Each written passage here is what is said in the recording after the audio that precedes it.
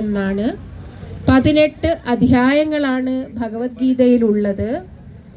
ഒന്നാമത്തെ അധ്യായത്തിൽ അർജുനൻ യുദ്ധഭൂമിയിൽ കുരുക്ഷേത്ര യുദ്ധത്തിൻ്റെ നടുവിൽ നിന്നുകൊണ്ട് ഭഗവാനോട് പറയാണ്, ഭഗവാനെ എതിർവശത്ത് കാണുന്നതും സ്വന്തം ഭാഗത്ത് കാണുന്നതും ഒക്കെ ബന്ധുക്കളാണ്. എൻ്റെ ഗുരുക്കന്മാരും പിതാമഹന്മാരും അമ്മാവന്മാരും പിതൃസ്ഥാനത്തുള്ളവരും സഹോദര തുല്യരും മക്കളുടെ സ്ഥാനത്തുള്ളവരും മക്കളുടെ സ്ഥാനത്തുള്ളവരും ഒക്കെയാണ്. ഇവരോടൊന്നും എനിക്ക് യുദ്ധം ചെയ്യാൻ പറ്റില്ല, ഞാൻ പിൻവാങ്ങുകയാണ് എന്ന് പറയുന്നു. ആ സമയത്ത് ഭഗവാൻ അർജുനന് കൊടുക്കുന്ന ഉപദേശങ്ങളാണ് നമ്മൾ ഭഗവത്ഗീതയായിട്ട് പഠിക്കുന്നത്. ഗീത എന്ന് പറഞ്ഞാൽ ഗാനം, ഭഗവാന്റെ ഗാനം.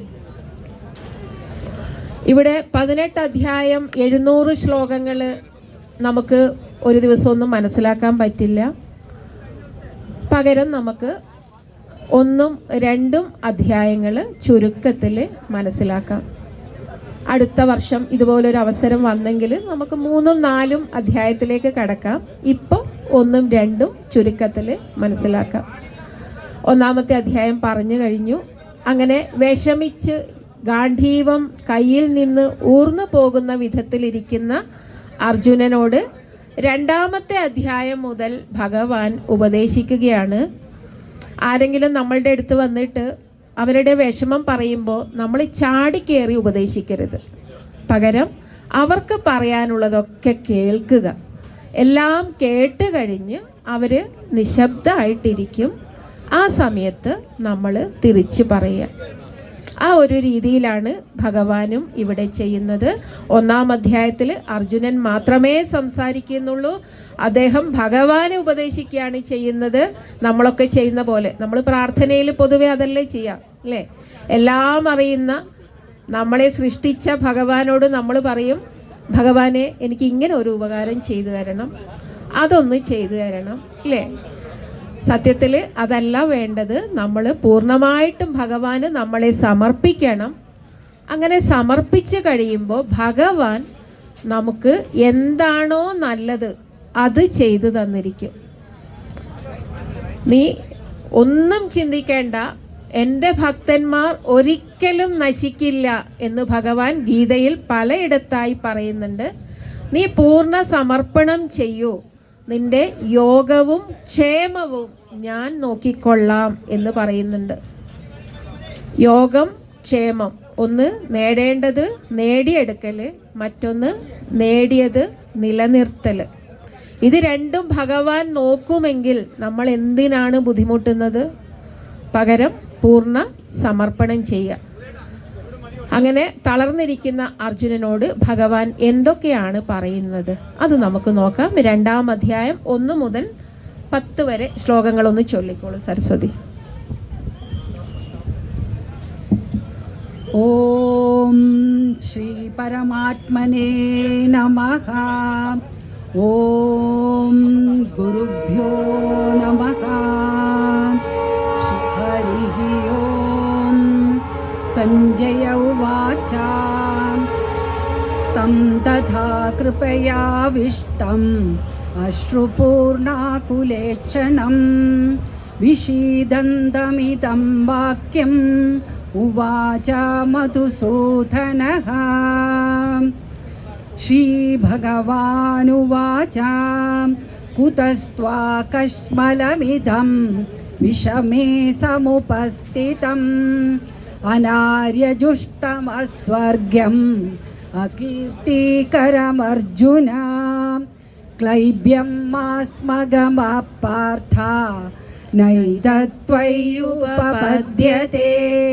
ക്ഷുദ്രം ഹൃദയ ദൗർബല്യം ത്യക്തോത്തിഷ്ഠ പരന്തപ. അർജുന ഉവാച കഥം ഭീഷ്മമഹം സംഘേ ദ്രോണം ച മധുസൂദന. ഇഷുഭിഃ പ്രതിയോത്സ്യാമി പൂജാർഹാവരിസൂദന. ഗുരുന ഹത്വാ ഹി മഹാനുഭാവാൻ श्रेयो भोक्तुं भैक्ष्यमपीह लोके हत्वार्थकामांस्तु गुरूनिहैव भुञ्जीय भोगान् रुधिरप्रदिग्धान् न चैदद्वित्मः कदरन्नो गरीयो यद्वा जयेम यदि वा नो जयेयुः यानेव हत्वा न जिजीविषामः तेव स्थिता प्रमुखे धार्तराष्ट्राः कार्पण्यदोषोपहतः स्वभावः पृच्छामि त्वां धर्मसम्मूढचेताः यत् श्रेयस्यान्निश्चितं ब्रूहि तन्मे शिष्यस्तेऽहं शाधि मां त्वां प्रपन्नं न हि प्रपश्यामि ममापनुद्यात् यच्छोकमुच्छोषणमिन्द्रियाणाम् अवाप्य भूमाम् असभत्समृद्धः राज्यं सुराणामपि चाधिपत्यम् सञ्जय उवाच एवमुक्त्वा हृषीकेशं गुडाकेश परं तपः न योत्स्यम् इति गोविन्दम् उक्त्वा तूष्णीं बभूवः तमुवाच हृषीकेशः प्रहसन्निव भारत सेनयोरुभयोर्मध्ये विषीदन्तमितं वचः. 10 ശ്ലോകങ്ങൾ, 2-ാം അധ്യായത്തിലെ ആദ്യത്തെ 10 ശ്ലോകങ്ങളാണ് ഇപ്പം നിങ്ങൾ കേട്ടത്. നമുക്ക് മുഴുവനൊന്നും പറയാൻ പറ്റില്ല.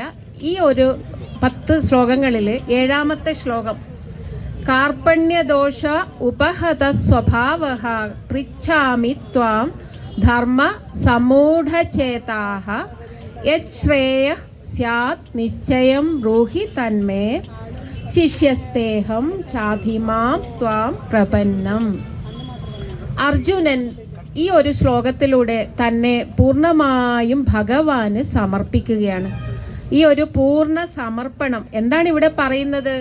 എനിക്ക് കാർപ്പണ്യദോഷം ബാധിച്ചിട്ടുണ്ട് ഭഗവാനെ. എനിക്ക് ധർമ്മമേത് അധർമ്മമേത്, എന്താണ് എൻ്റെ കർത്തവ്യം, എന്താണ് ഞാൻ ചെയ്തു കൂടാത്തത്, ഒന്നും എനിക്ക് മനസ്സിലാവുന്നില്ല. അതുകൊണ്ട് അതൊന്ന് ഭഗവാൻ തന്നെ നിശ്ചയിച്ചുറപ്പിച്ചിട്ട് എനിക്ക് ശ്രേയസ്കരമാകുന്നത് എന്താണോ അത് പറഞ്ഞു തന്നാലും എന്ന് പറയുന്നു. നമുക്ക് ശ്രേയസ് പ്രേയസ് എന്ന് പറഞ്ഞ് 2 വാക്കുകളുണ്ട്. പ്രേയസ് എന്ന് പറഞ്ഞു കഴിഞ്ഞാൽ നമുക്ക് തൽക്കാലം സന്തോഷം ഉണ്ടാവും, പക്ഷെ പിന്നീട് ദുഃഖം ഉണ്ടാക്കും. അതേസമയം ശ്രേയസ് എന്ന് പറയുമ്പം ചിലപ്പോൾ അനുഭവിക്കുമ്പോൾ വിഷമം ഉണ്ടാക്കുന്ന കാര്യങ്ങളാവും, പക്ഷേ ഭാവിയിൽ നല്ലതായിട്ട് വരും. പലപ്പോഴും നമ്മുടെ ജീവിതത്തിൽ സംഭവിക്കുന്ന ദുഃഖങ്ങൾ, എന്തിനാണ് ഭഗവാൻ എനിക്കിങ്ങനെ ദുഃഖം തന്നത് എന്നൊക്കെ നമുക്ക് തോന്നാറുണ്ട്. പക്ഷേ നമുക്കറിയാം, നമ്മളെ പരുവപ്പെടുത്തും അങ്ങനെയുള്ള ദുഃഖങ്ങളിലൂടെ കടന്നു പോകുന്നതിനനുസരിച്ചിട്ട് നമ്മൾ പരുവപ്പെട്ട് നമുക്കൊന്നും പ്രശ്നമല്ലാത്ത ഒരവസ്ഥയിലേക്ക് വരും. ദുഃഖങ്ങളെയൊക്കെ നമ്മൾ മുകളിൽ നിന്ന് നോക്കിക്കാണുന്ന ഒരവസ്ഥ. നമ്മളെക്കാൾ താഴെയുള്ളവരെ നമുക്ക് വലിയ വിലയൊന്നുമില്ല, അല്ലേ? അപ്പോൾ ദുഃഖങ്ങൾ നമ്മളെ താഴെയും നമ്മൾ മുകളിലും ആകുന്ന ഒരവസ്ഥ. അങ്ങനെ പരുവപ്പെടുത്തി കൊണ്ടുവരാൻ വേണ്ടിയും ചിലപ്പോൾ ഭഗവാൻ നമുക്ക് ദുഃഖങ്ങളൊക്കെ തരുന്ന പറയാം. അങ്ങനെ ദുഃഖങ്ങൾ വരുമ്പോൾ നമ്മൾ സങ്കടപ്പെടുന്നതിൽ അർത്ഥമില്ല എന്ന് പറയുന്നത് പോലെ ചില കാര്യങ്ങളൊക്കെ അനുഭവിക്കുമ്പോൾ നമുക്ക് വിഷമായിട്ട് തോന്നും, പക്ഷെ പിന്നീട് നല്ലതായിട്ട് ഭവിക്കും. അതെന്താണ് എന്നത് നിശ്ചയിച്ച് ഉറപ്പിച്ച് എനിക്ക് പറഞ്ഞു തന്നാലും എന്ന് ഭഗവാനോട് അർജുനൻ പറയുന്നു. പൂർണ്ണ സമർപ്പണം ചെയ്യുന്നു. എന്നിട്ട് പറയാണ്, ഭഗവാനെ, ഞാൻ അങ്ങയുടെ ശിഷ്യനാണ്, അങ്ങ് ഗുരുസ്ഥാനത്ത് നിന്ന് എനിക്ക് പറഞ്ഞു തന്നാലും. അങ്ങനെ കാണാത്തിടത്തോളം ഭഗവാൻ നമ്മളെയും അനുഗ്രഹിക്കില്ല. നമ്മളായിട്ട് പോയിട്ട് ഇതാണ് എനിക്ക് നല്ലത്, ഇത് ചെയ്തു തരൂ എന്ന് പറഞ്ഞാൽ ഭഗവാൻ അത് ചെയ്തു തന്നു എന്ന് വരും, പക്ഷേ നമ്മളെ ഏറ്റെടുക്കില്ല. പകരം പൂർണ്ണ സമർപ്പണം ചെയ്ത് എനിക്ക് എന്താണോ ശ്രേയസ്കരം അത് ചെയ്തു തരൂ എന്ന് നമ്മൾ എപ്പോൾ പറയുന്നോ അന്ന് ഭഗവാൻ നമ്മളെയും ഏറ്റെടുക്കും. നമ്മുടെ ഉള്ളിൽ നിന്നുകൊണ്ട് തന്നെ നമ്മളുടെ വഴികാട്ടിയായിട്ട് മാറും. അടുത്ത 10 ശ്ലോകങ്ങൾ. ശ്രീഭഗവാനുവാച അശോച്യാനന്വശോചസ്ത്വം പ്രജ്ഞാവാദാം ച ഭാഷസേ ഗതാസൂന ഗതാസൂം ച നാനുശോചന്തി പണ്ഡിതാഃ ന ത്വേവാഹം ജാതുനാസം ന ത്വം നേമേ ജനാധിപാഃ ന ചൈവ ന ഭവിഷ്യാമഃ സർവേ വയമതഃ പരം ദേഹിനോസ്മിൻ യഥാ ദേഹേ കൗമാരം യൗവനം ജരാ തഥാ ദേഹാന്തരപ്രാപ്തിഃ ധീരസ്തത്ര ന മുഹ്യതി മാത്രാ സ്പർശാസ്തു കൗന്ദേയ ശീതോഷ്ണ സുഖദുഃഖദാഃ ആഗമാപായിനോ നിത്യഃ താം സ്ഥിതീക്ഷസ്വ ഭാരത യം ഹി ന വ്യഥയന്ത്യേതേ പുരുഷം പുരുഷർഷഭ സമദുഃഖസുഖം ധീരം സോമൃതത്വായ കൽപ്പതേ നാസതോ വിദ്യത്തെ ഭാവോ നാഭാവോ വിദ്യത്തെ സതഃ ഉഭയോരപി ദൃഷ്ടോന്ത്വഃ ത്വനയോസ്തത്വദർശിഭിഃ അവിനാശി തു തദ്വിദ്ധി യേന സർവമിദം തതം വിനാശമവ്യയസ്യാസ്യ ന കർച്ചിത് കർത്തുമർഹസി അന്തവന്ത ഇമേ ദേഹാ നിത്യസ്യോക്താ ശരീരിണഃ അനാശിനോ പ്രമേയസ്യ തസ്മാദ് ഉദ്ധ്യസ്വ ഭാരത യ ഏനം വേത്തി ഹന്താരം യച്ഛൈനം മന്യതേ ഹതം ഉഭൗ തൗ ന വിജാനീതോ നായം ഹന്തി ന ഹന്യതേ ന ജായത്തെ മ്രിയത്തെ വാ കഥാചിത് നായം ഭൂത്വാ ഭവിതാ വാ ന ഭൂയോ അജോ നിത്യശാശ്വതോയം പുരാണോ ന ഹന്യതേ ഹന്യമാനേ ശരീരേ.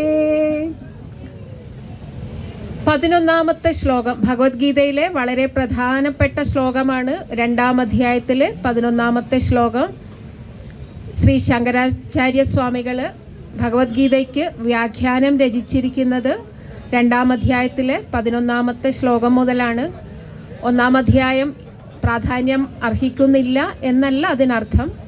എങ്കിലും അതിൻ്റെ ഭഗവത്ഗീത അതിൻ്റെ യഥാർത്ഥ അർത്ഥത്തിലേക്ക് കടക്കുന്നത് 2-ാം അധ്യായത്തിലെ 11ാമത്തെ ശ്ലോകം മുതലാണ്. അതിൽ ഭഗവാൻ പറയാണ്, അശോച്യാൻ അന്വശോചഃ ത്വം പ്രജ്ഞാവാദാംശ്ച ഭാഷസേ ഗതാസൂൻ അഗതാസൂംശ്ച ന അനുശോചന്തി പണ്ഡിതാഃ. എന്താണ് അർത്ഥം? അർജുന, നീ കുറേ നേരമായി എന്നെ ഉപദേശിക്കുന്നു. 1-ാം അധ്യായത്തിൽ മുഴുവൻ അർജുനൻ ഭഗവാൻ ഉപദേശിക്കുന്നതാണല്ലോ, അല്ലേ? നീ കുറേ നേരമായി എന്നെ ഉപദേശിക്കുന്നു, പണ്ഡിതന്മാരെ പോലെ സംസാരിക്കുന്നു, പക്ഷേ അനാവശ്യമായി നീ കരയുകയും ചെയ്യുന്നു. കരഞ്ഞുകൊണ്ടിരിക്കുകയാണ്. വില്ലാളി വീരനായ ലോകം മുഴുവൻ ആരാധിക്കുന്ന അർജുനൻ കരഞ്ഞുകൊണ്ടിരിക്കുകയാണ്. നീ എന്തുകൊണ്ടാണ് ഇങ്ങനെ പണ്ഡിതനെ പോലെ സംസാരിക്കുകയും മന്ദബുദ്ധിയെ പോലെ കരഞ്ഞുകൊണ്ടിരിക്കുകയും ചെയ്യുന്നത്? ഇത് രണ്ടും ഒരിക്കലും ചേരില്ല അർജുന. നമ്മൾ ചിലപ്പോൾ പറയും, അല്ലേ, ഒരു മരിച്ച വീട്ടിൽ ചെന്നിട്ട് നമ്മൾ എന്ത് പറയും? ആ സ്ത്രീക്ക് അയാളോട് വലിയ സ്നേഹമൊന്നുമില്ല, അയാൾ മരിച്ചു കിടക്കുന്നു, അവർ മറ്റുള്ളവരോടൊക്കെ സംസാരിക്കുന്നു, വരുന്നവരെയൊക്കെ സ്വീകരിക്കുന്നു, ചിരിക്കുന്നു. നമ്മളെ സംബന്ധിച്ച് അത് സ്നേഹമില്ലായ്മയാണ്. പക്ഷേ ഭഗവാൻ പറയുന്നു, പണ്ഡിതന്മാർ, ആത്മജ്ഞാനികൾ, സത്യമറിഞ്ഞവർ, എന്താണ് ശരിയായത് എന്ന് മനസ്സിലാക്കിയവർ ഒരിക്കലും ദുഃഖിക്കില്ല. ഏത് സാഹചര്യത്തിലും അവർ അതിനെ അതിജീവിക്കും. എങ്ങനെ മുന്നോട്ട് പോവാം എന്ന് മാത്രമേ ചിന്തിക്കൂ. അറിവില്ലാത്തത് കൊണ്ടാണ് നമ്മൾ ദുഃഖിക്കുന്നത്. അറിവിലേക്ക് എത്തിക്കഴിഞ്ഞാൽ പിന്നെ ഒരു കടലിൽ തിരമാലകൾ വന്നും പോയും കൊണ്ടിരിക്കും, കുമിളകൾ വന്നും പോയും കൊണ്ടിരിക്കും. അതുപോലെയാണ് നമ്മുടെ ഈ മനുഷ്യ ശരീരങ്ങൾ. കടലിലെ തിരമാല പറയാണ്, ഞാനാണ് വലിയ തിരമാല, ഞാൻ നിന്നേക്കാൾ മുന്നേ വന്നതാണ്, ഞാൻ പറയുന്നത് നീ കേൾക്കണം, അല്ലെങ്കിൽ എനിക്കാണ് ആരോഗ്യം, എനിക്കാണ് സമ്പത്ത് എന്നൊക്കെ ഒരു തിരമാല പറയുകയും മറ്റ് തിരമാല സങ്കടപ്പെട്ടിരിക്കുകയും ചെയ്യുകയാണെങ്കിൽ ആ സങ്കടപ്പെട്ടിരിക്കുന്ന തിരമാല മന്ദബുദ്ധിയാണ് എന്ന് നമ്മൾ പറയും അല്ലേ? അതേ അവസ്ഥയല്ലേ നമുക്കും? നമ്മളും ഇതുപോലുള്ള തിരമാലകൾ തന്നെയാണ്. ഈശ്വരനാകുന്ന കടലിൽ ഉയർന്നു വരുന്ന കുമിളകളാണ് നമ്മളും, അല്ലെങ്കിൽ തിരമാലകളാണ് നമ്മളും. ഒരു തിരമാല കുറച്ച് വലിയതായിരിക്കും, അല്ല ഒരു കുമിള കുറച്ച് വലിയതായിരിക്കും, മറ്റൊരു കുമിള കുറച്ച് ചെറുതായിരിക്കും. എന്തായാലും കുറച്ച് കഴിയുമ്പം പൊട്ടിപ്പോകും, ഇല്ലെങ്കിൽ താണ് കടലിലേക്ക് തന്നെ ലയിക്കും. നമ്മളും അങ്ങനെ തന്നെയാണ്. ഭഗവാനിൽ നിന്ന് ഉയർന്നു വന്നു കുറച്ച് നാൾ ഇവിടെയൊക്കെ കാണും, കുറച്ച് എന്തൊക്കെയോ ഭഗവാന്റേതാണ് ഇവിടെയുള്ളതെല്ലാം, എന്നിട്ടും നമ്മൾ കുറച്ചൊക്കെ നമ്മുടേതാക്കി വയ്ക്കും. ഇതെൻ്റെതാണ്, അത് നിൻ്റെതാണ് എന്ന് പറഞ്ഞ് നമ്മൾ തല്ലുകൂടും. അവസാനം ഒന്നും പറയാതെ ഒരു ദിവസം നമ്മൾ പോവേണ്ടിയും വരും. അതാണ് ഈ ഒരു ശ്ലോകം പറയുന്നത്. ബുദ്ധിയുള്ളവർ ഒരിക്കലും അതിനെപ്പറ്റി ഒന്നും ഓർത്ത് ദുഃഖിക്കില്ല അർജുന. എന്നിട്ട് പറയുന്നു 12ാമത്തെ ശ്ലോകത്തിൽ, നത്വേ വാഹം ജാതുനാസം നത്വം നേമേ ജനാധിപാഹ ന ചൈവ ന ഭവിഷ്യാമഹ സർവേ വയമതഃ പരം. ഇവിടെയുള്ള ഈ യുദ്ധഭൂമിയിൽ നീ കാണുന്ന എല്ലാ രാജാക്കന്മാരും ഞാനും നീയും ഒക്കെ മുൻപും ഇവിടെ ഉണ്ടായിരുന്നു, ഇപ്പോഴും ഇവിടെയുണ്ട്, ഇനി ഭാവിയിലും നമ്മളൊക്കെ ഇവിടെ തന്നെ ഉണ്ടാവും. അപ്പോൾ അതെങ്ങനെയാണ് സംഭവിക്കുക? മരിച്ചു പോവില്ലേ? എന്താണ് മരിച്ചു പോകുന്നത്? ശരീരമാണ്. നമ്മൾ ആരും ശരീരങ്ങളല്ല, നമ്മൾ ഭഗവാനിൽ നിന്ന് തന്നെ പുറപ്പെട്ട ജീവാത്മാക്കളാണ്, ഭഗവാനിൽ തന്നെ തിരിച്ചു ചേരേണ്ടവയാണ്. ഇടയ്ക്ക് നമുക്ക് കിട്ടിയിരിക്കുന്നതാണ് ഈ ഒരു ശരീരം. കുറച്ച് കഴിയുമ്പോൾ മറ്റൊന്ന് കിട്ടും, അത് കഴിഞ്ഞ് പിന്നെ വേറെ ഒന്ന് കിട്ടും. ഒരു കഥ കേട്ടിട്ടുണ്ട്. ഒരിക്കലൊരു ഗുരു തൻ്റെ ശിഷ്യനോട് പറയും, നീ അത്യാവശ്യം കുറച്ച് പാകപ്പെട്ടിട്ടുണ്ട്, നിനക്ക് വേണമെങ്കിൽ സന്യാസത്തിലേക്ക് പോകാം. ഈ ബ്രഹ്മചാരി ആ ഒരു പ്രായത്തിലാണല്ലോ എല്ലാം പഠിക്കുന്നത്. പഠിച്ചു കഴിഞ്ഞിട്ട് ഗുരു പറയും, നിനക്ക് ഗൃഹസ്ഥാശ്രമം വേണമെന്ന് നിർബന്ധമൊന്നുമില്ല, നിനക്ക് പാകതയൊക്കെ വന്നിട്ടുണ്ട്, അധികം വാസനകളൊന്നും ഇല്ല, നിനക്ക് വേണമെങ്കിൽ സന്യാസത്തിലേക്ക് പോവാം എന്ന് പറയും. അപ്പോൾ ശിഷ്യൻ പറയും, ഞാനൊരു 10 വർഷം ഗൃഹസ്ഥാശ്രമത്തിലേക്ക് പോയിട്ട് വരാം. ഇത് ഇന്ന് രാവിലെ നൊച്ചൂർ സ്വാമി പറഞ്ഞു തന്ന കഥയാണ് കേട്ടോ. ഇന്ന് രാവിലെ കേട്ടതാണ്. അപ്പോൾ ഗുരു പറയും, ശരി 10 വർഷമാണ്, നിനക്ക് അത്യാവശ്യം എന്തെങ്കിലും വാസനകൾ ഒടുങ്ങാൻ ബാക്കിയുണ്ടെങ്കിൽ പോയിക്കോളൂ. യഥാർത്ഥത്തിൽ അവരെ സംബന്ധിച്ച് ഈ ഗൃഹസ്ഥാശ്രമം എന്ന് പറഞ്ഞാൽ കഷ്ടപ്പാടാണ്. എന്തിനാ കഷ്ടപ്പെടുന്നതെന്നാണ് അവർ ചിന്തിക്കുക. പറഞ്ഞു, ശരി നിനക്കത് ആഗ്രഹമെങ്കിൽ 10 വർഷത്തേക്ക് പോയിട്ട് വന്നോളൂ എന്ന് പറയും. ഇദ്ദേഹം പോകും. 10 വർഷം കഴിഞ്ഞപ്പോൾ ഗുരു ഇദ്ദേഹത്തെ അന്വേഷിച്ച് ചെല്ലും. അപ്പോൾ ഇദ്ദേഹം പറയും, ഗുരു ഞാൻ ഇപ്പം കല്യാണം കഴിച്ചേ ഉള്ളൂ, എനിക്ക് കുറച്ച് നാൾ കൂടെ എനിക്ക് ഇനിയും കുറച്ചും കൂടെ ആഗ്രഹങ്ങളുണ്ടെന്ന് പറയും. പിന്നെയും 10 വർഷം കഴിഞ്ഞ് ഗുരു വീണ്ടും ചെല്ലും. അപ്പോൾ ഇദ്ദേഹം പറയും, എൻ്റെ കൊച്ച് ചെറുതാണ്, എനിക്ക് കുറച്ചും കൂടെ അവളൊന്ന് വളർന്ന് വലുതാവട്ടെ എന്നിട്ട് ഞാൻ വരാമെന്ന് പറയും. പിന്നെയും 10 വർഷം അവധി ചോദിക്കും. 10 വർഷം കഴിഞ്ഞ് ഗുരു വീണ്ടും ചെല്ലും. അപ്പോൾ ഇദ്ദേഹം പറയും, ഒരു കുഞ്ഞുകൂടെ ഉണ്ടായിട്ടുണ്ട്, അതും കൂടെ വളരട്ടെ എന്ന് പറയും. പിന്നെയും ചെല്ലുമ്പം മോളുടെ കല്യാണം കഴിഞ്ഞിട്ട് വരാമെന്ന് പറയും. അങ്ങനെ ഓരോ 10 വർഷം കൂടുമ്പം ഗുരു ചെല്ലും. ഗുരുവിന് ഒരുപാട് ആയുസുണ്ടോയെന്നത് ചോദിക്കരുത്, കഥയിൽ ചോദ്യമില്ല. അങ്ങനെ ഒരു പ്രാവശ്യം ചെന്നപ്പോൾ മക്കൾ പറയും, അച്ഛൻ സുഖമില്ലാതെ കിടക്കുകയാണ്. അപ്പോൾ ഗുരു ചോദിക്കും, ഇനി വന്നൂടെ എൻ്റെ കൂടെ ചോദിക്കും. അപ്പോൾ പറയും, അയ്യോ ഞാൻ പോയാൽ ആരുപദേശിക്കും, എൻ്റെ മക്കളെ ഒന്നിനും ഒരു വിവരവും ഇല്ലാത്തവരാണ്, ഞാൻ പോയാൽ ശരിയാവില്ല എന്ന് പറഞ്ഞ് പിന്നെയും അവിടെ നിൽക്കും. പിന്നെയും കുറേ നാൾ കഴിഞ്ഞ് ഗുരു വീണ്ടും വരും. 10 വർഷമായിക്കോട്ടെ കഴിഞ്ഞിട്ട് പിന്നെയും വരും. അപ്പോൾ അച്ഛൻ മരിച്ചു പോയി എന്ന് പറയും മക്കൾ. അപ്പോൾ ഗുരു പറയും, മരിച്ചാലും ഇദ്ദേഹം എങ്ങും പോവില്ല, അത്രയും അറ്റാച്ച്ഡാണ് ഈ ഗൃഹമായിട്ട്. അപ്പോൾ ഗുരു നോക്കിയപ്പോൾ ഒരു ശുനകൻ നായ് അവിടെ ഇറയത്തിരുന്ന് കുരയ്ക്കുന്നുണ്ട്. ഗുരുവിന് മനസ്സിലായി ഇത് നായ അദ്ദേഹം തന്നെയാണ്, മരിച്ചിട്ടിപ്പോൾ നായയായിട്ട് വന്നിരുന്നിട്ട് വീട് കാവലിനിരിക്കുകയാണ്. കാരണം അവിടെയുള്ള സ്വത്തും പണമൊന്നും നഷ്ടപ്പെട്ടു പോകരുത്. ഇദ്ദേഹം കുറേ സമ്പാദിച്ചു വച്ചിട്ടുണ്ട്, മക്കളെ മറ്റുള്ളവരൊന്നും ഒന്നും ചെയ്യാൻ പാടില്ല. അപ്പോൾ ഇദ്ദേഹം നായയുടെ ജന്മം എടുത്ത് വന്നിട്ട് അവിടെ ഇരുന്ന് കുരക്കുകയാണ്. അപ്പോൾ ഗുരു ചോദിക്കും, ഇനിയെങ്കിലും നിനക്ക് വന്നൂടെ എൻ്റെ കൂടെയും ചോദിക്കും.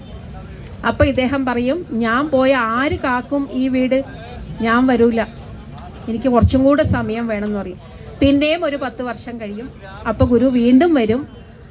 അപ്പോൾ നോക്കിയപ്പോൾ നായ ചത്തുപോയിട്ടുണ്ട്. പകരം ഗുരുവിന് ജ്ഞാനദൃഷ്ടിയിൽ കണ്ടു, പണപ്പെട്ടിയുടെ ചുറ്റും പാമ്പായിട്ട് ഇങ്ങനെ വട്ടം ചുറ്റി കിടക്കുകയാണ്. ഗുരു പറയും, അകത്തൊരു പാമ്പുണ്ടാവും, പണപ്പെട്ടിയുടെ അടുത്ത് കിടക്കുന്നുണ്ട്, പോയിട്ട് അതിനെ ചില്ലി എടുത്ത് പുറത്ത് കൊണ്ടുവന്ന് അടിച്ച് കൊന്നേക്കാൻ പറയും. അടിച്ച് കൊന്ന് ഗുരു ഈ പാമ്പിനെ എടുത്തുകൊണ്ട് പോവുകയാണ്. അത്ര പോലും നമ്മൾ മാറില്ല. നമുക്ക് ഈ ഭൗതികമായതൊന്നും എത്ര കിട്ടിയാലും എത്ര നേടിയാലും മതിയാവില്ല. പകരം മറ്റൊന്ന് നിങ്ങൾ ഈ കഥയിൽ നിന്ന് മനസ്സിലാക്കണം, നമ്മൾ മരിക്കുന്നില്ല. മാറുന്നത് എന്താണ്? ശരീരം മാത്രം. നമ്മുടെ കർമ്മങ്ങൾക്കും ചിന്തകൾക്കും കർമ്മഫലങ്ങൾക്കും അനുസരിച്ച് മറ്റൊരു ശരീരത്തിലേക്ക് നമ്മൾ പ്രവേശിക്കുന്നത് മാത്രമേ ഉള്ളൂ. അതാണ് ഇവിടെ ഭഗവാൻ പറയുന്നത്. നീയൊക്കെ ഇന്നലെ ഉണ്ടായിരുന്നു, ഇന്നും ഉണ്ട്, നാളെയും ഉണ്ട്.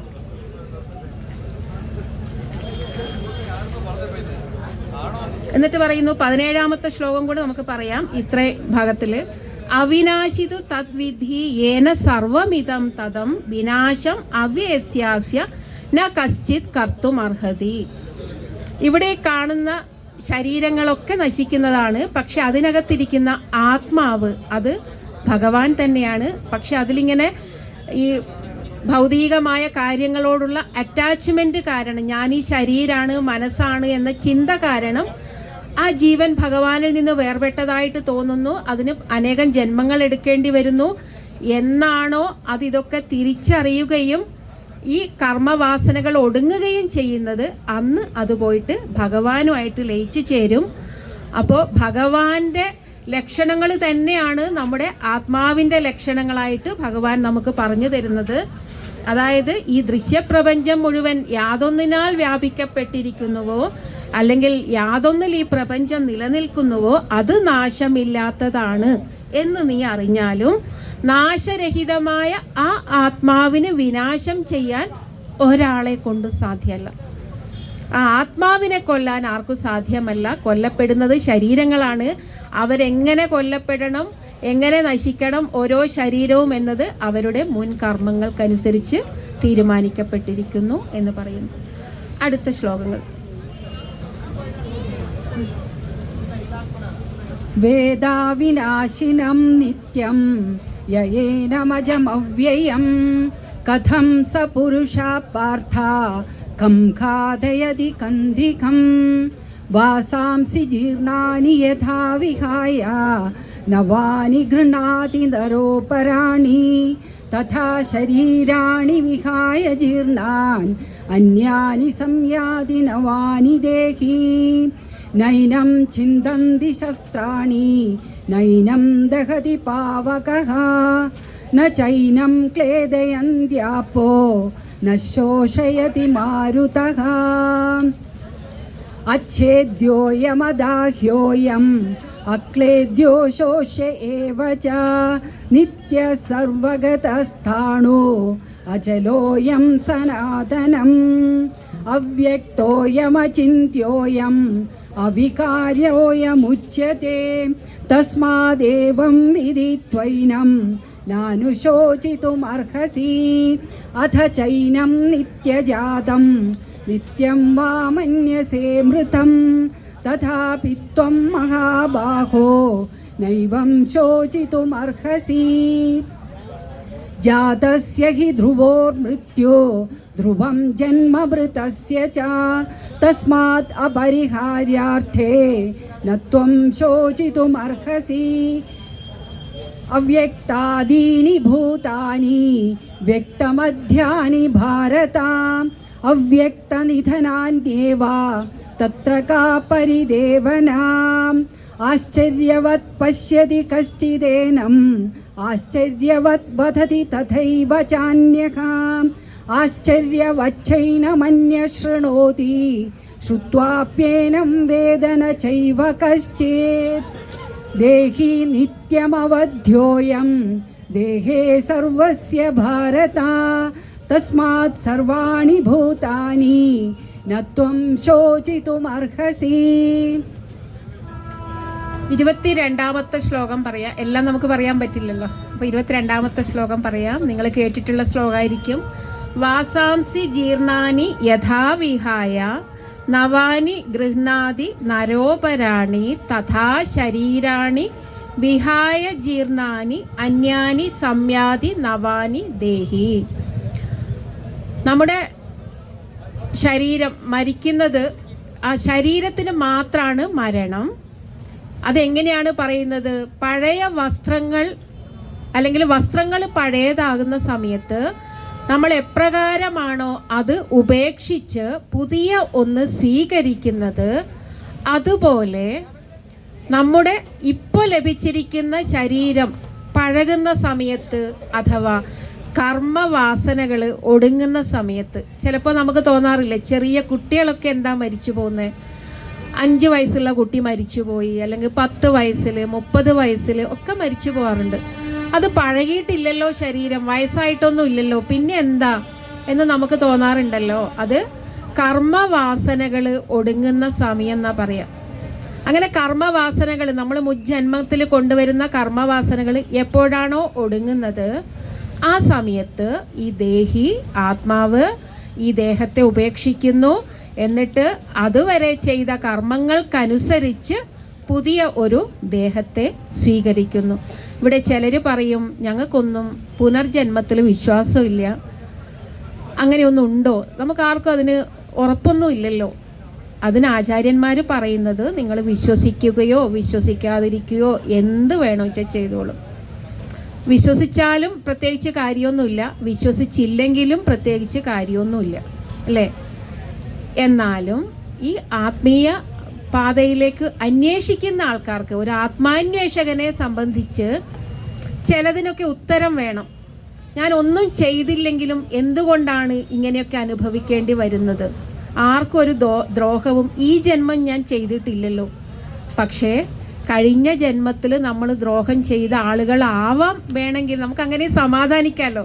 ഈ ജന്മത്തിൽ വന്നിട്ട് നമുക്ക് ഉപദ്രവം ചെയ്യോ, നമ്മളെപ്പറ്റി കുറ്റം പറയോ, നമ്മളെ ജീവിക്കാൻ അനുവദിക്കാതിരിക്കുകയോ ഒക്കെ ചെയ്യുന്നത് ചിലപ്പോൾ അങ്ങനെ ആവാം. അറ്റ്ലീസ്റ്റ് ഒന്ന് നമുക്ക് സമാധാനിക്കാമല്ലോ, അങ്ങനെ ആവാം എന്നത്. അതുകൊണ്ട് വിശ്വസിച്ചാലും ഇല്ലെങ്കിലും നമുക്ക് ഇങ്ങനെയാണ് ഭഗവത്ഗീതയിൽ പറയുന്നത്. ആ ഒരു കർമ്മ വാസന ഒടുങ്ങുന്ന സമയത്ത് ദേഹി ആ ദേഹത്തെ ഉപേക്ഷിക്കുന്നു. അതുവരെയുള്ള കർമ്മ ഫലം എന്താണോ അതിനനുസരിച്ച് പുതിയ ഒരു ശരീരം സ്വീകരിക്കുന്നു. നമുക്കിപ്പോൾ കിട്ടിയിരിക്കുന്ന ഈ ശരീരം പോലും മുൻ ജന്മ കർമ്മങ്ങളുടെ ഫലമാണ് എന്നാണ് പറയുന്നത്.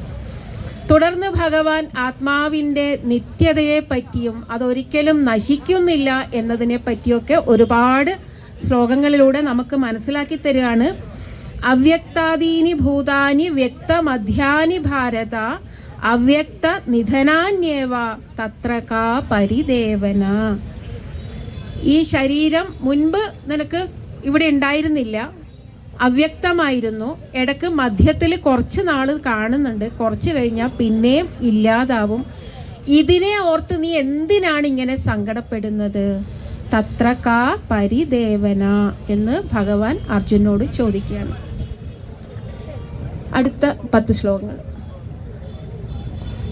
സ്വധർമ്മമപി ചാവേക്ഷ്യ ന വികമ്പിതുമർഹസി ധർമ്മ്യാധിയുദ്ധാത് ശ്രേയോന്യത് ക്ഷത്രിയസ്യ ന വിദ്യത്തെ യദൃച്ഛയാ ചോപപന്നം സ്വർഗദ്വാരമപാവൃതം സുഖിനാ ക്ഷത്രിയാ പാർത്ഥ ലഭന്തെ യുദ്ധമീദൃശം അഥ ചേത്വമിമം ധർമ്മ്യം സംഗ്രാമം ന കരിഷ്യസി തഥാ സ്വധർമ്മം കീർത്തിം ച ഹിത്വാ പാപമവാപ്സ്യസി അകീർത്തിം ചാപി ഭൂതാനി കഥയിഷ്യന്തി തേ വ്യഥാം സംഭാവിതസ്യ ചാകീർത്തി മരണാദതിരുച്യത്തെ ഭയാദ്രണാദു പരദം വംസ്യം തേ ത്വാം മഹാരഥാഃ येषां च त्वं बहुमतो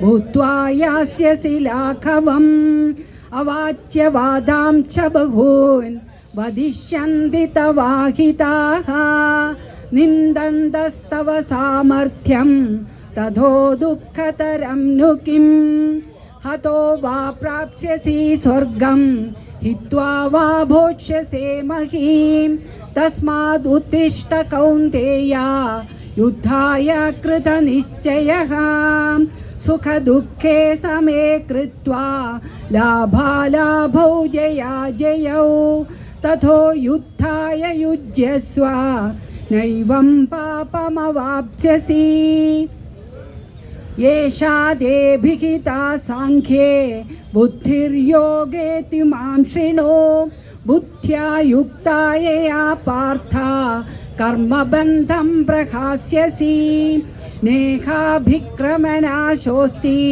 प्रत्यवायो न विद्यते स्वल्पमप्यस्य धर्मस्य त्रायते महतो भयात्.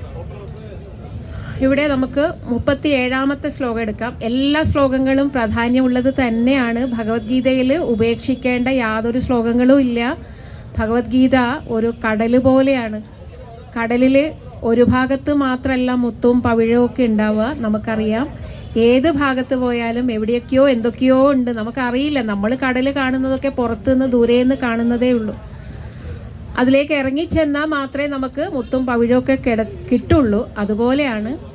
എങ്കിലും നമുക്ക് അത്യാവശ്യം കുറച്ച് മാത്രമേ ഇപ്പോൾ എടുത്ത് പറയാൻ പറ്റുന്നുള്ളൂ എന്ന് മാത്രം.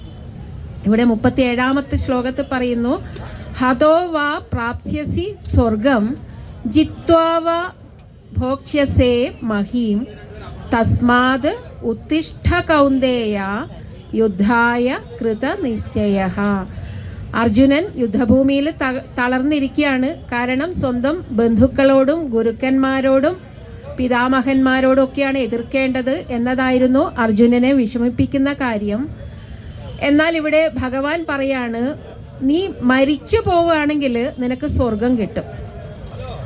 ഇനി ജയിക്കുകയാണെങ്കിലോ നിനക്ക് ഈ ഭൂമിയിലെ സുഖഭോഗങ്ങൾ അനുഭവിക്കാം.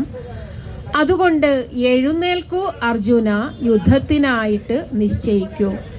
അധർമ്മം കാണുന്ന സമയത്ത്, അനീതികൾ ചുറ്റും കാണുന്ന സമയത്ത് നമ്മൾ വിചാരിക്കും അത് ബന്ധുവല്ലേ, അല്ലെങ്കിൽ എൻ്റെ അച്ഛനോ അമ്മയോ ആണ്, അല്ലെങ്കിൽ ഭർത്താവാണ്, ഭാര്യയാണ്, സഹോദരനാണ്, സഹോദരിയാണ്. നമ്മൾ മിണ്ടാതിരിക്കും, പറയാതിരിക്കും, എതിർക്കാതിരിക്കും. പക്ഷേ അതൊന്നും മിണ്ടാതിരിക്കേണ്ട കാര്യമില്ല. നമ്മൾ അധർമ്മം എവിടെ കണ്ടാലും നമ്മൾ എതിർക്കുകയോ അതിനെതിരെ പ്രതികരിക്കുകയോ ചെയ്യണം. പക്ഷേ അത് ഏത് രീതിയിലായിരിക്കണം പ്രതികരിക്കേണ്ടത് എന്നാണ് ഗീത നമ്മളെ പഠിപ്പിക്കുന്നത്. ഒരിക്കലും അത് ദേഷ്യത്തിൻ്റെ പുറത്തോ ലാഭമോ നഷ്ടമോ വിചാരിച്ചിട്ടോ ജയമോ പരാജയമോ വിചാരിച്ചിട്ടോ സുഖമോ ദുഃഖമോ വിചാരിച്ചിട്ടോ ഒന്നും ആവരുത്. അത് അധർമ്മാണ്, ഞാൻ പ്രതികരിക്കുന്നു, അത്രമാത്രം. അതിൽ നിന്ന് ചിലപ്പോൾ നമുക്ക് പിന്നീട് ദുഃഖമായിരിക്കാം വരുന്നത്. അതൊന്നും ചിന്തിക്കേണ്ട ആവശ്യമില്ല. അധർമ്മം കണ്ടു കഴിഞ്ഞാൽ നമ്മൾ പ്രതികരിക്കണം. ആണ് സുഖ ദുഃഖേ സമേ കൃത്വാ ലാഭാലാഭൗ ജയാജയൗ തതോ യുദ്ധായ യുജ്യസ്വ നൈനം പാപമവാപ്സ്യസി എന്ന് പറയാണ്. അതായത് സുഖമോ ദുഃഖമോ നീ നോക്കേണ്ട, രണ്ടും സമമായിട്ട് കാണുക. ചിലപ്പോൾ ഈ ഒരു യുദ്ധം കഴിഞ്ഞാൽ നിനക്ക് ദുഃഖങ്ങളായിരിക്കാം വന്നു ചേരുക, ചിലപ്പോൾ സുഖമായിരിക്കാം. അതിനെപ്പറ്റി നീ ചിന്തിക്കേണ്ട. പകരം അത് രണ്ടും സമമായിട്ട് കണ്ടുകൊണ്ട്, ഒപ്പം ലാഭമോ അലാഭമോ എന്തോ ആയിക്കൊള്ളട്ടെ അതും നോക്കേണ്ട ആവശ്യമില്ല. ജയമോ പരാജയമോ ആയിക്കൊള്ളട്ടെ അതൊന്നും നോക്കേണ്ട. നീ യുദ്ധത്തിനായിക്കൊണ്ട് യുദ്ധം ചെയ്യുക. ഇപ്പം നിന്നിൽ വന്നു ചേർന്നിരിക്കുന്ന കടമ, ഡ്യൂട്ടി, കർത്തവ്യം അതാണ്. അത് നീ അനുഷ്ഠിക്കുക എന്ന് പറയാണ്.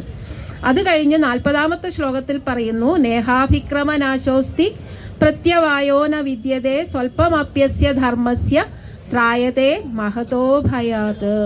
എന്താണ് അർത്ഥം? നമുക്കൊക്കെ മഹത്തായ ഭയങ്ങളുണ്ട് നമ്മുടെ ഉള്ളിൽ. ഈശ്വരൻ എന്ന് പറയുന്നത് ഒരിക്കലും ഭയമാവരുത്, അഭയമാവണം. നമുക്കങ്ങനെയാണോ ഇപ്പോൾ? നമ്മൾ മക്കളോട് പറഞ്ഞു കൊടുക്കും ഈശ്വര ഭയം വേണമെന്ന്, അല്ലേ? അങ്ങനെ പറയരുത്. അത് സെമറ്റിക് മതങ്ങളുടെ രീതിയാണ്. നമ്മുടെ സനാതന ധർമ്മത്തിൽ ഈശ്വരൻ എന്ന് പറഞ്ഞാൽ അഭയമാണ്, ഭയമില്ലാത്ത അവസ്ഥയാണ്. ആ അവസ്ഥയിലേക്ക് എങ്ങനെ പോവാം? ഈ ഒരു ധർമ്മത്തെക്കുറിച്ച് ശരിയായ അറിവ് അല്പമെങ്കിലും കിട്ടിക്കഴിഞ്ഞാൽ മഹത്തായ ഭയത്തിൽ നിന്നും അത് നമ്മളെ അകറ്റുന്നു എന്നാണ് ഈ 40ാമത്തെ ശ്ലോകത്തിൽ ഭഗവാൻ പറയുന്നത്. ചുരുക്കത്തിലേ ഇപ്പോൾ പറയുന്നുള്ളൂ കേട്ടോ. അടുത്തത് വ്യവസായാത്മികാ ബുദ്ധിഃ ഏകേഹ കുരു നന്ദന ബഹുശാഖാഖ്യനന്തശ്ച ബുദ്ധയോ വ്യവസായിനാം യാമിമാം പുഷ്പിതാം വാചം പ്രവദന്ത്യ വിപശ്ചിതഃ വേദവാദരതാ പാർത്ഥ നാന്യദസ്തീതി വാദിനഃ കാമാത്മാനാ സ്വർഗപരാ ജന്മകർമ്മഫലപ്രദാം ക്രിയാവിശേഷബഹുലാം ഭോഗൈശ്വര്യഗതിം പ്രതിം ഭോഗൈശ്വര്യപ്രസക്താനാം തയാപഹൃതചേതസാം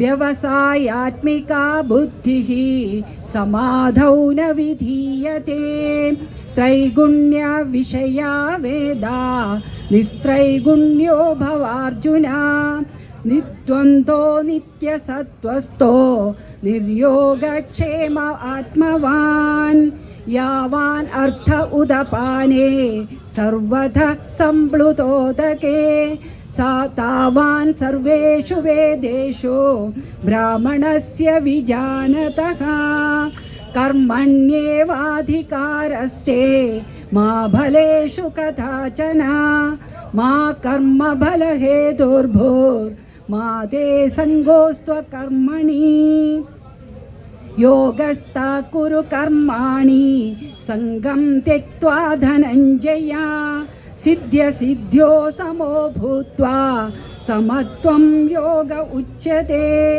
ദൂരേണ ഹ്യവരം കർമ്മ ബുദ്ധിയോഗാ ധനഞ്ജയ ബുദ്ധൗ ശരണമന്വിശ്ച കൃപണാഫലഹേതവഃ.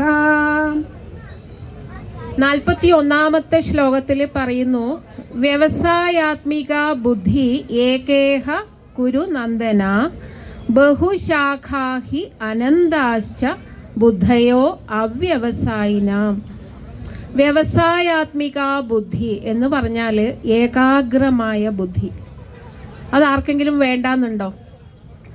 നമുക്കൊക്കെ വേണം, അല്ലേ? ഭഗവാനിലേക്ക് നമ്മുടെ മനസ്സ് തിരിയുകയാണെങ്കിൽ, നമ്മുടെ ഉള്ളിലുള്ള ഭഗവത് ചൈതന്യത്തിലേക്ക് നമ്മുടെ മനസ്സ് തിരിച്ചു വെക്കുകയാണെങ്കിൽ നമുക്ക് ഏകാഗ്രമായ ബുദ്ധി ലഭിക്കും. നമ്മുടെ ബുദ്ധി ഇപ്പോൾ ഏകാഗ്രമല്ലാത്തത്, നമ്മൾ പലതും മറന്നു പോകുന്നത്, നമുക്ക് ഒന്നിലും ഒരു ശ്രദ്ധയില്ലാത്തതിന് കാരണം നമ്മുടെ ബുദ്ധി ഇപ്പോൾ ഈ ലോക കാര്യങ്ങളിലേക്ക് പലതിലേക്കും വ്യാപിക്കുകയാണ്. നമുക്ക് തന്നെ ഒരു നിയന്ത്രണമില്ല, അല്ലേ? ഭഗവത്ഗീതയുടെ തുടക്കത്തിൽ 1-ാം അധ്യായത്തിൽ വിവരിക്കേണ്ട ഒരു കാര്യമായിരുന്നു അത്. നമ്മൾ പല വീടുകളിലും ഒരു ഫോട്ടോ കാണാം. എന്താണ്? 4 കുതിരകൾ അല്ലെങ്കിൽ 5 കുതിരകളെ പൂട്ടിയ ഒരു രഥം. അതിൽ അർജുനൻ ഉണ്ടാവും, ഭഗവാൻ ഉണ്ടാവും. അവിടെ ഈ 4 അല്ലെങ്കിൽ 5 കുതിരകൾ നമ്മുടെ ഇന്ദ്രിയങ്ങളെ സൂചിപ്പിക്കുകയാണ്. പഞ്ചേന്ദ്രിയങ്ങൾ, ശബ്ദ സ്പർശ രസ രൂപ ഗന്ധ അനുഭവങ്ങൾ നമുക്ക് തരുന്ന പഞ്ചേന്ദ്രിയങ്ങൾ. അവയൊക്കെ അവയുടെ ഇഷ്ടത്തിന് നമ്മൾ അഴിച്ചു വിടുകയാണെങ്കിൽ അതൊക്കെ ഓരോ വഴിക്ക് സഞ്ചരിക്കും. തീർച്ചയായിട്ടും നമുക്ക് ആകെ കൺഫ്യൂഷനായിരിക്കും. ഇതെന്ത് ചെയ്യണം, എങ്ങോട്ട് പോവണം, ആരോട് ചോദിക്കണം, എന്ത് തീരുമാനം എടുക്കണം, ഇതിനൊക്കെ നമുക്ക് വ്യക്തമായ ഉത്തരമുണ്ടാവില്ല. നമ്മൾ പലരോടും ചോദിക്കും, പലരുടെ അഭിപ്രായം കേൾക്കും, എന്നിട്ട് നമ്മൾ കരയും, ഇല്ലേ? അതിന് പകരം ഏകാഗ്രമായ ബുദ്ധി, അവനവൻ്റെ ഉള്ളിൽ തന്നെയാണ് ഈശ്വരൻ ഇരിക്കുന്നത് എന്നും ഈ പ്രപഞ്ചം മുഴുവൻ സൃഷ്ടിച്ച ആ ശക്തി, ചൈതന്യം, ബ്രഹ്മം, ഈശ്വരൻ എന്നൊക്കെ പല അവസരങ്ങളിലും പല രീതിയിൽ നമ്മൾ വിളിക്കുന്ന ആ ശക്തി, അത് തന്നെയാണ് എൻ്റെ ഉള്ളിലും ഇരിക്കുന്നത് എന്ന് മനസ്സിലാക്കിയിട്ട് നമ്മൾ അതിലേക്ക് മനസ്സ് തിരിച്ചു വിട്ട് കഴിഞ്ഞാൽ ഏകാഗ്രമായ ബുദ്ധി ലഭിക്കും നമുക്ക്. പിന്നെ നമ്മൾ എന്ത് ചെയ്യണം, ചെയ്യരുത്, പറയണം, പറയരുത്, നോക്കണം, നോക്കരുത്, കാണണം, കാണരുത് ഒക്കെ ആര് തീരുമാനിക്കും? ഭഗവാൻ തീരുമാനിക്കും. അതാണ് ആ ഫോട്ടോയുടെ അർത്ഥം. ആ 4 അല്ലെങ്കിൽ 5 കുതിരകൾ നമ്മുടെ പഞ്ചേന്ദ്രിയങ്ങളെ സൂചിപ്പിക്കുന്നു. കടിഞ്ഞാൺ മനസ്സിനെ സൂചിപ്പിക്കുന്നു. അർജുനൻ ജീവാത്മാവായ നമ്മളെ സൂചിപ്പിക്കുന്നു.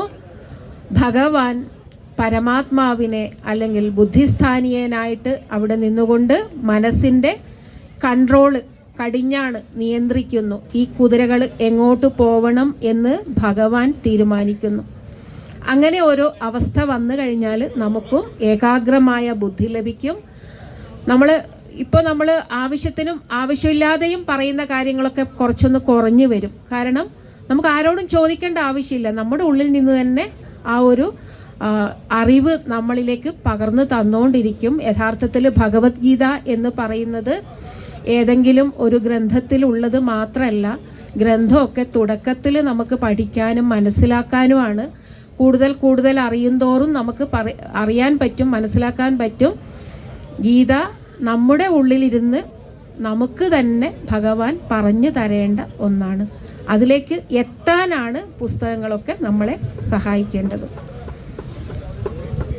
തുടർന്ന് 45-ാമത്തെ ശ്ലോകത്തിൽ പറയുന്നു, ത്രൈഗുണ്യ വിഷയ വേദ നിസ്ത്രൈഗുണ്യോ ഭവാർജുന നിർദ്വന്ദ്വോ നിത്യസത്വസ്ഥഃ നിർയോഗക്ഷേമ ആത്മവാൻ. ഈ വേദങ്ങൾ, അറിവുകളൊക്കെ 3 ഗുണങ്ങളെ കുറിച്ചുള്ളതാണ് അർജുന. സത്വരജ തമോ ഗുണങ്ങൾ. നീ ആ 3 ഗുണങ്ങൾക്കും അതീതനാവൂ. അങ്ങനെ ആയിക്കഴിഞ്ഞാൽ നിന്റെ യോഗവും ക്ഷേമവും ഞാൻ നോക്കിക്കൊള്ളാം. നിർയോഗക്ഷേമ ആത്മാവാൻ. അതിനെപ്പറ്റിയൊന്നും നീ ചിന്തിക്കേണ്ട, അതൊക്കെ ഞാൻ നോക്കിക്കൊള്ളാം. നീ എന്ത് നേടണമെന്നോ അല്ലെങ്കിൽ നീ നേടിയതൊക്കെ എങ്ങനെ നിലനിർത്തണമെന്നോ ഒന്നും നീ ചിന്തിക്കേണ്ട ആവശ്യമില്ല. അതൊക്കെ ഞാൻ നോക്കിക്കൊള്ളാം. അത് കഴിഞ്ഞ് അടുത്തത് പ്രധാനപ്പെട്ട ഒരു ശ്ലോകം നിങ്ങളെല്ലാവരും കേട്ടിരിക്കും. 47-ാമത്തെ 2-ാം അധ്യായം 47-ാമത്തെ ശ്ലോകം. കർമ്മണ്യേവാധികാരസ്തേ മാ ഫലേഷു കദാചന മാ കർമ്മ ഫലഹേതുർഭൂ മാതേ സംഗോസ്തു അകർമ്മണി. എന്താണ് ഇതിൻ്റെ അർത്ഥം? നീ കർമ്മം ചെയ്യുക, ഫലത്തെ പറ്റി നീ ചിന്തിക്കേണ്ട. ഫലം സ്വീകരിക്കേണ്ട എന്ന് എവിടെയും പറഞ്ഞിട്ടില്ല. പകരം ഫലത്തെ പറ്റി നീ ആകുലപ്പെടേണ്ട ആവശ്യമില്ല. അത് നോക്കേണ്ടത് മറ്റു പലരുമാണ്, അല്ലെങ്കിൽ ഞാനാണ്. നീ ചെയ്യേണ്ടത് നിന്റെ മുന്നിൽ വന്നു ചേരുന്ന കർമ്മം അത് ഏറ്റവും ഭംഗിയായിട്ട് നിന്നെ കൊണ്ട് പറ്റുന്നതിൻ്റെ പരമാവധി ഭംഗിയിൽ അങ്ങ് ചെയ്യുക. ബാക്കി തരേണ്ടത് മറ്റു പലതുമാണ്. നിനക്കതിൻ്റെ ഫലം തരേണ്ടത് മറ്റു പലതുമാണ്. അതിനെപ്പറ്റി നീ വ്യാകുലപ്പെടേണ്ട ആവശ്യമില്ല. നമ്മുടെ കുഞ്ഞുങ്ങൾ പരീക്ഷയ്ക്ക് പോകുമ്പോൾ അറിയാം, പരീക്ഷ പേടി കാരണം പനിയൊക്കെ വരും അല്ലേ? എന്നിട്ട് ആ പേടി കാരണം നേരാൻ വണ്ണം എഴുതാൻ പറ്റില്ല. പകരം ഫലത്തെപ്പറ്റി ഒന്നും നീ ചിന്തിക്കേണ്ട മോനെ അല്ലെങ്കിൽ മോളെ. നന്നായിട്ട് പഠിക്കൂ. നിനക്ക് എന്തുമാത്രം പറ്റുമോ അത്രയും ഭംഗിയായിട്ട് നീ എഴുതിയിട്ടിങ്ങ് വാ. എന്ത് സംഭവിച്ചാലും ഞാൻ നിൻ്റെ കൂടെയുണ്ട് എന്ന ഒരു അറിവിലേക്ക് നമ്മൾ അവരെ എത്തിക്കുകയാണെങ്കിൽ അവരിതിലും ഭംഗിയായിട്ട് പരീക്ഷ എഴുതും. അവരിനിയും ഭംഗിയായിട്ട് മാർക്ക് വാങ്ങിക്കും. പകരം നമ്മൾ പറയും 90 കിട്ടിയില്ലെങ്കിൽ നിന്നെ ഞാൻ ശരിയാക്കും, നീ ഇങ്ങോട്ട് വരണ്ട എന്ന് പറയും. അപ്പോൾ ആ കുഞ്ഞിൻ്റെ മനസ്സിൽ ഈ 90 എങ്ങനെ കിട്ടും എന്നതായിരിക്കും, പഠിക്കുക എങ്ങനെയെന്നായിരിക്കില്ല. അതാണ് കർമ്മണ്യേ വാധികാരസ്ഥേ മാ ഫലേഷു കഥാചന മാ കർമ്മഫലഹേ ദുർഭു മാതേ സംഗോസ്തു അകർമ്മണി എന്ന് വെച്ചിട്ട് നീ കർമ്മഫലത്തിനായിട്ട് ചിന്തിച്ചുകൊണ്ട് കർമ്മം ചെയ്യാനും പാടില്ല, ഒന്നും ചെയ്യാതെ ഇരിക്കാനും പാടില്ല. അകർമ്മത്തിൽ നീ അതിലേക്ക് ആകൃഷ്ടനായിട്ട് ഒന്നും ചെയ്യാതിരിക്കാനും പാടില്ല. ഇന്നലെ ഒരു പ്രഭാഷണത്തിൽ കേട്ടിരുന്നു, ഒരു കുഞ്ഞ് പറയാണ്, താൻ പാതി ദൈവം പാതി എന്നല്ലേ, എനിക്ക് 50 മാർക്ക് മതി പാസ്സാവാൻ. അപ്പോൾ ഭഗവാന്റെ 50 കിട്ടിയാൽ ഞാൻ പാസ്സാവില്ലേ? എൻ്റെ 50 എനിക്ക് വേണ്ട, അപ്പോൾ ഞാൻ പഠിച്ചില്ലെങ്കിലും കുഴപ്പമില്ലല്ലോ എന്ന്. അങ്ങനെയൊന്നും ചിന്തിക്കരുത്. ഭഗവാൻ തന്നെ പറയുന്നു, നീ ഒരിക്കലും അകർമ്മത്തിൽ ആകൃഷ്ടനാവാൻ പാടില്ല, കർമ്മങ്ങൾ ചെയ്തുകൊണ്ടിരിക്കണം. കർമ്മഫലം അതിനെപ്പറ്റി നീ ചിന്തിക്കേണ്ട, അത് വന്നോളും അല്ലേ? നമ്മളും അങ്ങനെയല്ലേ ചെയ്യാം. നമ്മളെടുത്ത് നന്നായിട്ട് കാര്യങ്ങൾ ചെയ്യുന്ന ആളെ നമ്മളും പരിഗണിക്കില്ലേ? അതുപോലെയാണ് ഭഗവാനും. കഴിഞ്ഞില്ലേ? അടുത്തത് कर्मजं बुद्धियुक्ता हि फलं त्यक्त्वा मनीषिणः जन्मबन्धविनिर्मुक्ता पदं गच्छन्त्यनामयम् यदा ते मोहकलिलं बुद्धिर्व्यतितरिष्यति तथा गन्धासि निर्वेदं श्रोतव्यस्य श्रुतस्य च श्रुतिविप्रतिपन्नाधे यथा स्थास्यति निश्चला समाधावचला बुद्धिः तथा योगमवाप्स्यसि। अर्जुन उवाच स्थितप्रज्ञस्य का भाषा समाधिस्तस्य केशवा स्थितधि किं प्रभाषेत किमासीत व्रजेत किम्। श्रीभगवानुवाच प्रजहाति यदा कामान् सर्वान् पार्थमनोगतान् आत्मन्येवात्मना तुष्टः स्थितप्रज्ञस्तदोच्यते। दुःखेषनुदिग्नमनाः सुखेषु विगतस्पृहः वीतरागभयक्रोधः स्थितधीर्मुनिरुच्यते। यत्सर्वत्रानभिस्नेहः तत्तत्प्राप्य शुभाशुभं नाभिनन्दति न द्वेष्टि तस्य प्रज्ञा प्रतिष्ठितः। यदा संहरते चायं कूर्मोऽङ्गानीव सर्वशः इन्द्रियाणीन्द्रियार्थेभ्यः तस्य प्रज्ञा प्रतिष्ठिता। विषया विनिवर्तन्ते निराहारस्य देहिनः रसवर्जं रसोऽप्यस्य परं दृष्ट्वा निवर्तते। यततो ह्यपि कौन्तेय पुरुषस्य विपश्चितः इन्द्रियाणि प्रमादीनि हरन्ति प्रसभं मनः।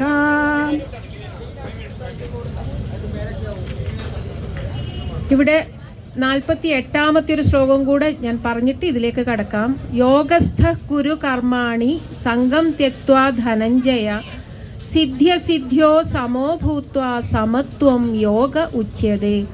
ഭഗവത്ഗീതയിൽ പലയിടത്തും ഭഗവാൻ ഒരു ജ്ഞാനിയെ കുറിച്ച് പറയുന്ന സമയത്ത് ജ്ഞാനി എന്ന് പറയും, സ്ഥിതപ്രജ്ഞൻ എന്ന് പറയും, യോഗി എന്ന് പറയും.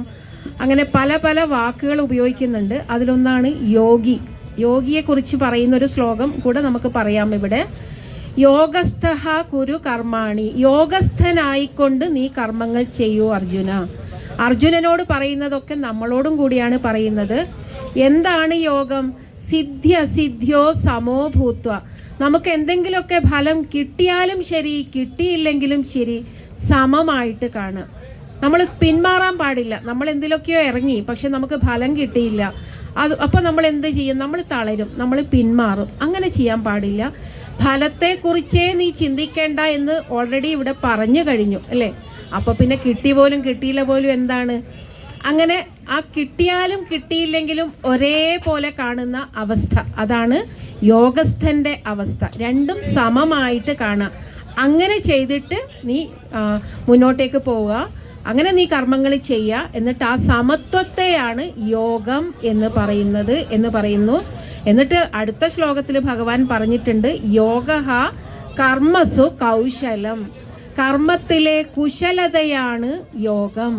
നമ്മൾ വിചാരിക്കുന്നത് എന്തൊക്കെയോ നേടണം എന്ന് ആഗ്രഹിച്ച് കർമ്മങ്ങൾ ചെയ്യുന്നതാണ് ശരിയായ രീതി എന്നാണ്. പക്ഷേ ഗീത പഠിച്ചു കഴിയുമ്പോൾ നമുക്ക് മനസ്സിലാവും, എന്താണോ നമ്മുടെ മുന്നിൽ വന്നു ചേരുന്നത് അത് ഏറ്റവും ഭംഗിയായിട്ട് നമ്മളെ കൊണ്ട് പറ്റാവുന്നതിൻ്റെ പരമാവധി ഭംഗിയിൽ ചെയ്യുക എന്നതിനപ്പുറം നമ്മളൊന്നും അതിനെപ്പറ്റി ചിന്തിക്കേണ്ട. അതിൽ നിന്ന് എന്ത് ഫലം കിട്ടും, ഒന്നും കിട്ടില്ലേ, ഒന്നും നമ്മൾ ചിന്തിക്കേണ്ട ആവശ്യമില്ല. അങ്ങനെ നമ്മൾ ചെയ്യുകയാണെങ്കിൽ അത് കർമ്മത്തിലെ കുശലതയാണ്. അവനാണ് കൗശലക്കാരൻ എന്നാണ് ഭഗവത്ഗീത നമ്മളോട് പറയുന്നത്. എന്തെങ്കിലും ആഗ്രഹിച്ച് ചെയ്യുന്നവനല്ല കുശലതയുള്ളത്.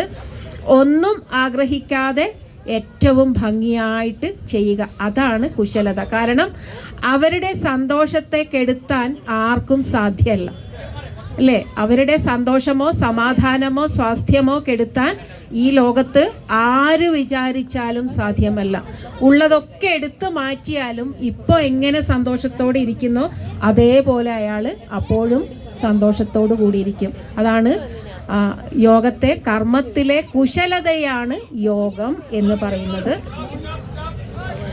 അത് കഴിഞ്ഞ് ഇപ്പോൾ പറഞ്ഞ ഭാഗം അതിൽ സ്ഥിതപ്രജ്ഞ ലക്ഷണം പറയുന്നുണ്ട്. 2-ാം അധ്യായത്തിലെ ഏറ്റവും പ്രധാനപ്പെട്ട ഭാഗമാണ് സ്ഥിതപ്രജ്ഞത്വം. 54-ാമത്തെ ശ്ലോകത്തിൽ അർജുനൻ ഭഗവാനോട് ചോദിക്കുന്നു, ഭഗവാനെ എന്താണ് സ്ഥിതപ്രജ്ഞത്വം, ആരാണ് സ്ഥിതപ്രജ്ഞൻ എന്ന് ചോദിക്കുന്നുണ്ട്. അതിനുള്ള ഉത്തരങ്ങളാണ് പിന്നീട് വരുന്ന മിക്ക ശ്ലോകങ്ങളും. അതിൽ 55-ാമത്തതിൽ ശ്രീ ഭഗവാൻ ഉവാച പ്രജഹാതി യഥാ കാമാൻ സർവാൻ പാർത്ഥ മനോഗതാൻ ആത്മന്യേവ ആത്മനാ തുഷ്ടഃ സ്ഥിതപ്രജ്ഞഃ തദോച്യതേ. എന്താണ് ഇതിൻ്റെ അർത്ഥം?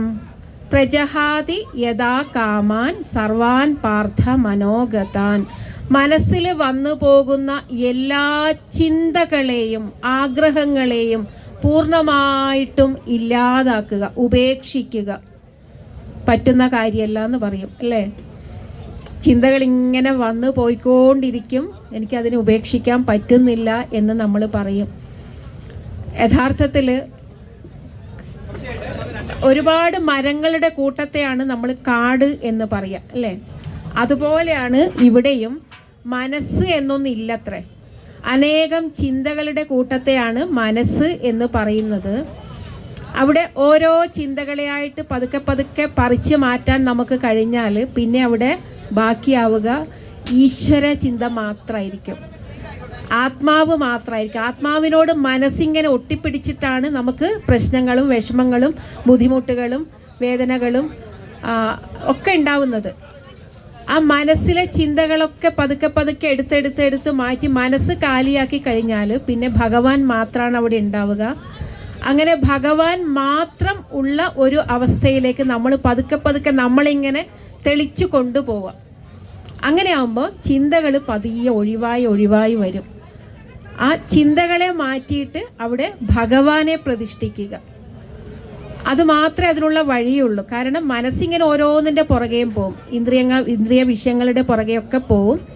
അതിൽ നിന്ന് പതുക്കെ പതുക്കെ അതിനെ മാറ്റിയിട്ട് അവിടെ ഭഗവാനെ പ്രതിഷ്ഠിക്കുക. അതെങ്ങനെ കഴിയും ചോദിച്ചാൽ, തുടക്കത്തിൽ നമുക്കറിയാം ഭഗവാൻ പുറത്താണ്, നമ്മൾ വേറെയാണ്. അമ്പലത്തിൽ പോയിട്ട് ഭഗവാനെ പ്രാർത്ഥിക്കും.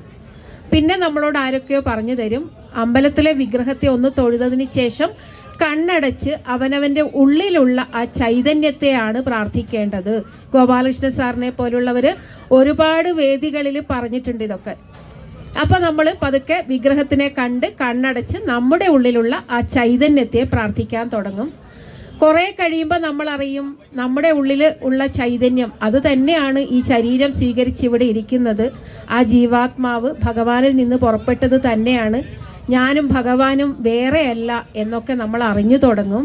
എന്നാൽ അത് അനുഭവിക്കുക അത്ര എളുപ്പമല്ല. അതിന് ആചാര്യന്മാർ പറഞ്ഞു തന്നിരിക്കുന്നത് കാണുന്നതിലെല്ലാം ഈശ്വരനെ കാണുക. സർവചരാചരങ്ങളും ഇവിടെ സത്യത്തിൽ ഭഗവാൻ മാത്രമേ ഉണ്ടായിട്ടുള്ളൂ. ആ ഒരു ചൈതന്യം മാത്രമേ ആദിയിൽ ഇവിടെ ഉള്ളൂ. ആ ചൈതന്യം തന്നെ പലതായി നാമരൂപങ്ങളായി മാറിയതാണ് നമ്മൾ ഈ കാണുന്നതെല്ലാം തന്നെ. എന്നാൽ നാമരൂപങ്ങൾ നശിച്ചു പോകുന്നതാണ്, ആ ചൈതന്യം എന്നും നിലനിൽക്കുന്നതാണ്. ആ നാമരൂപങ്ങളിലും നമുക്ക് ഈശ്വരനെ കാണാൻ കഴിഞ്ഞാൽ നമ്മളെ ആരെങ്കിലുമൊക്കെ വഴക്ക് പറയാൻ വന്നാലും കുറ്റപ്പെടുത്താൻ വന്നാലും അപമാനിച്ചാലും നിന്ദിച്ചാലും ഒക്കെ ഈശ്വരൻ പല രൂപത്തിൽ വന്നിട്ട് നമ്മളോട് ഇങ്ങനെയൊക്കെ ചെയ്യുകയാണ്. അതൊന്നും നമ്മൾ ആലോചിച്ച് വിഷമിക്കേണ്ട കാര്യമില്ല. ഈശ്വരൻ അതിനെന്തെങ്കിലുമൊക്കെ കണ്ടിട്ടുണ്ടാവാം, ഭാവിയിൽ നമ്മളെ മാറ്റിയെടുക്കാൻ വേണ്ടിയിട്ട് എന്ന രീതിയിലൊക്കെ കാണുമ്പോൾ ചിന്തകൾ പതുക്കെ പതുക്കെ പതുക്കെ ഒടുങ്ങി വരും. പിന്നെ അവിടെ ഈശ്വരൻ മാത്രം ബാക്കിയാവും. ആ ഒരു അവസ്ഥയാണ് സ്ഥിതപ്രജ്ഞത്വം. അതിന് പല ഉദാഹരണങ്ങൾ പറയുന്നുണ്ട്. ദുഃഖേഷു അനുദ്വിഗ്നമനാഹ സുഖേഷു വിഗതസ്പൃഹഃ വീതരാഗഭയക്രോധഃ സ്ഥിതധീർ മുനിരുച്യതേ. ദുഃഖത്തിൽ ഇഴുകിച്ചേരാതിരിക്കുക. ദുഃഖങ്ങൾ ജീവിതത്തിൻ്റെ ഭാഗമാണ്, വന്നു പോയിക്കൊണ്ടിരിക്കും. അതിനെ നമ്മൾ അങ്ങ് ഏറ്റെടുക്കാതിരിക്കുക, അതിൽ അടിമപ്പെടാതിരിക്കുക, മാറി നിന്ന് നോക്കിക്കാണുക ദുഃഖങ്ങൾ. അതുപോലെ സുഖേഷു വിഗത സ്പൃഹ, സുഖത്തിൽ അമിതമായിട്ടങ്ങ് ആഹ്ലാദിക്കാതിരിക്കുകയും ചെയ്യുക. കാരണം ഇതൊക്കെ ശീതവും ഉഷ്ണവും പോലെയാണ്, വന്നും പോയും കൊണ്ടിരിക്കും. പിന്നെയോ വീത രാഗ ഭയ ക്രോധ, രാഗം അറ്റാച്ച്മെൻറ്റ്, എന്തിനോടെങ്കിലുമൊക്കെ നമുക്ക് ഇഷ്ടം കൂടുക, എന്തിനോടെങ്കിലൊക്കെ ഇഷ്ടം കുറയുക, ദേഷ്യം വരിക, ഇത് രണ്ടും നമ്മളുടെ ചിന്തകളുടെ വേലിയേറ്റം തന്നെ ഉണ്ടാക്കും അല്ലേ. ഇഷ്ടമുള്ളതിനെ പറ്റി എപ്പോഴും ചിന്തിക്കും, ഇഷ്ടമില്ലാത്തതിനെ പറ്റിയും എപ്പോഴും ചിന്തിക്കും. ഭഗവാനെ അനുകൂലിക്കുന്നവർക്കും ഭഗവാൻ മോക്ഷം കൊടുത്തിട്ടുണ്ട്, ഭഗവാനെ എതിർക്കുകയും കൊല്ലാൻ നടക്കുകയും ചെയ്യുന്നവർക്കും ഭഗവാൻ മോക്ഷം കൊടുത്തിട്ടുണ്ട്. കാരണം രണ്ടും ചിന്തിച്ചുകൊണ്ടിരുന്നത് ഭഗവാനെ പറ്റി തന്നെയായിരുന്നു, എപ്പോഴും ചിന്തിച്ചുകൊണ്ടിരുന്നത്. നമുക്കറിയാം, ഒരു കുരങ്ങിൻ്റെ കഥ കേട്ടിട്ടില്ല. ഒരു ഗുരു ഒരിക്കൽ ഒരു ശിഷ്യൻ, ഒരാൾ പുറത്തുനിന്ന് ഒരാൾ വന്നു ഒരു ആശ്രമത്തിൽ. അദ്ദേഹം ഗുരുവോട് പറയും, എന്നെയും കൂടെ ശിഷ്യനായിട്ട് സ്വീകരിക്കണം എന്ന് പറയും. അപ്പോൾ ഗുരു പറയും, ശരി, ഇവിടെ ഒരുപാട് പേരുണ്ടല്ലോ, ഇവിടുത്തെ ജോലികളൊക്കെ ചെയ്തിട്ട് ഇവിടെ നിന്നോളൂ എന്ന് പറയും. അങ്ങനെ 2-3 ദിവസം കഴിഞ്ഞപ്പോൾ ഈ ശിഷ്യൻ വീണ്ടും വന്നിട്ട് ഗുരുവോട് പറയും, അതെ, എനിക്കൊരു കാര്യം പറയാനുണ്ട്. ഞാൻ വന്നത് ഈ ആശ്രമത്തിലെ ജോലികളൊന്നും ചെയ്യാനല്ല. പിന്നെ എന്തിനാ നീ വന്നത്? എനിക്ക് സിദ്ധനാവണം. എന്തിനാണ്?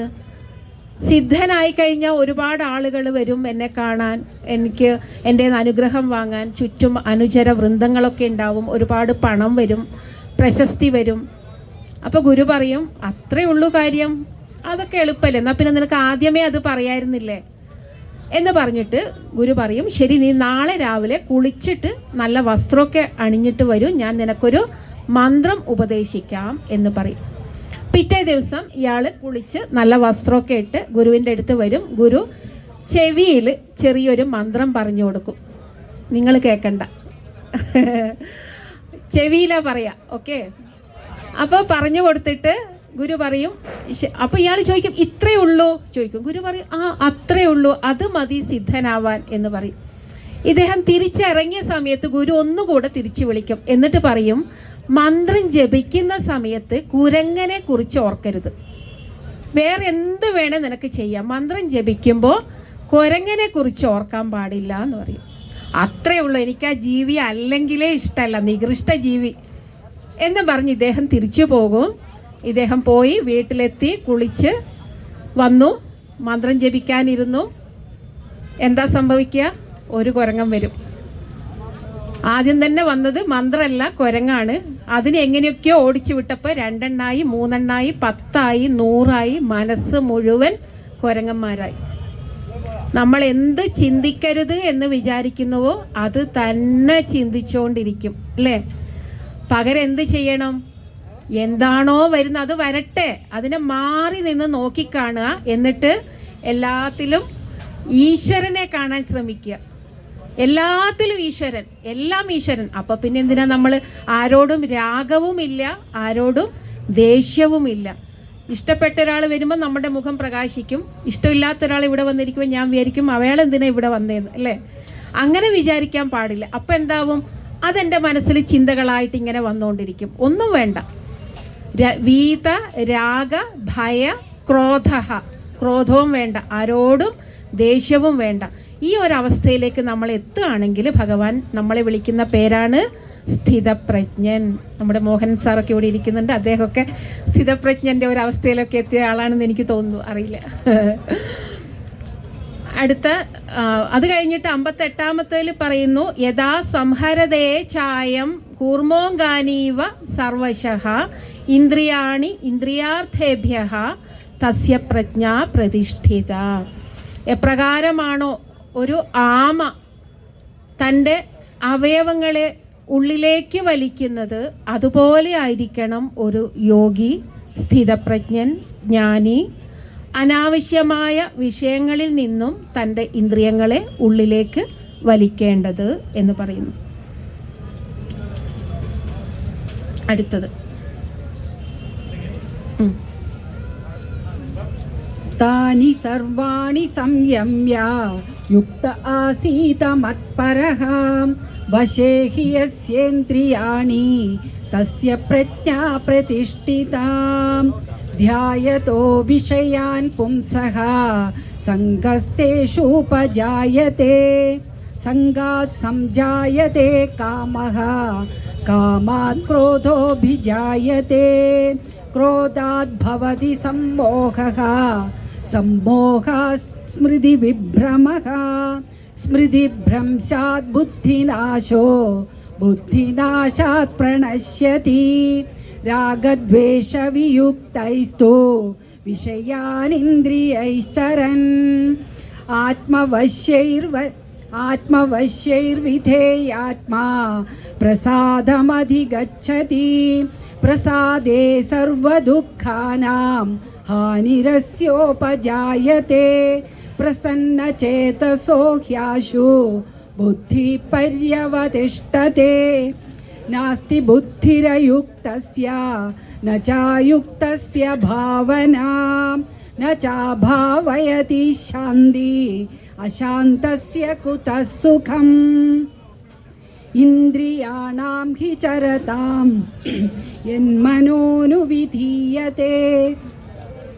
तदस्य हरति प्रज्ञां वायोर्नावमिवाम्भसि तस्माद् यस्य महाबाहो निगृहीतानि सर्वशः इन्द्रियाणीन्द्रियार्थेभ्यः तस्य प्रज्ञा प्रतिष्ठिता या निशा सर्वभूतानां तस्यां जागर्ति संयमी यस्यां जाग्रति भूतानि सा निशा पश्यतो मुनेः आपूर्यमाणम् अचलप्रतिष्ठं समुद्रमापः प्रविशन्ति यद्वत् तद्वत् कामायं प्रविशन्ति सर्वे स शान्तिमाप्नोति न कामकामी विहाय कामान्यः सर्वान् पुमांश्चरति निःस्पृहः निर्ममो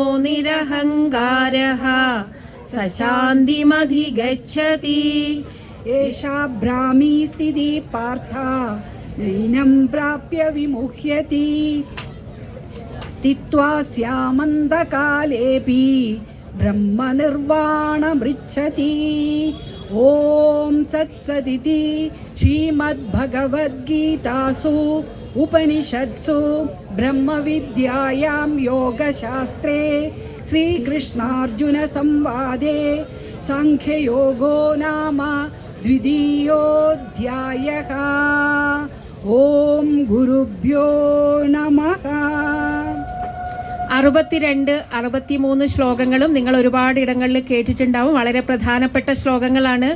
നമ്മുടെ എല്ലാ പ്രശ്നങ്ങൾക്കും കാരണം നമ്മൾ തന്നെയാണ്, നമ്മുടെ ചിന്തകളാണ്, നമ്മുടെ സങ്കല്പങ്ങളാണ് എന്നൊക്കെയാണ് ഈ ഒരു 2 ശ്ലോകങ്ങൾ പറയുന്നത്.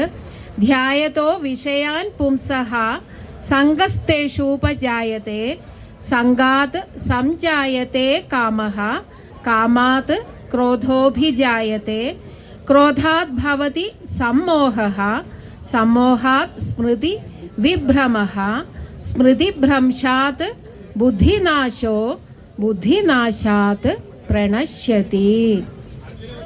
വളരെ പ്രധാനപ്പെട്ട 2 ശ്ലോകങ്ങളാണ്. ധ്യായതോ വിഷയാൻ പുംസഃ സംഗസ്തേഷൂപജായതേ.